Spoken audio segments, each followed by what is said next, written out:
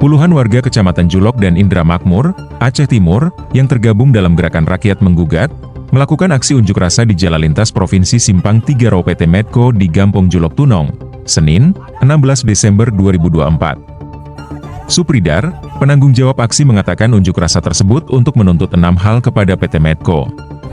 Adapun 6 tuntutan tersebut yakni memperkerjakan warga lingkar tambang, menyediakan pelatihan untuk pemuda lingkar tambang, melibatkan badan usaha milik Gampong dan kelompok ekonomi lainnya dalam aktivitas perusahaan, mengelola debu raw dengan benar, serta menghilangkan bau tak sedap yang muncul dari perusahaan.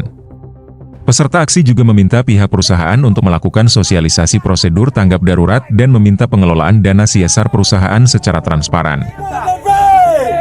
Sampang bukan pekerjaan skill. Beredar isu lagi, anak suhada pertama yang akan direkrut. Tetapi, anak min yang ayah kai mati ipoh lang komplik. Saudara Haji yang kai ipoh lang komplik. Lebihlah untuk mensejahterakan dalam masa dunia nyau-nyau. Wujud ya bangga. Dengan Haji, dikerja Pak Menko, jujur ke Sampang. Pisai padu. Nei, ya hanale, ma ya hanale. Tetapi atasnya adalah buta. Hanya kepentingan sekelompok. Acehnya bukan harta rakyat. Acehnya hak rakyat.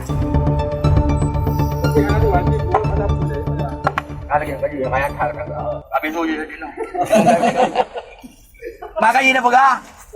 Long pribadi menyatakan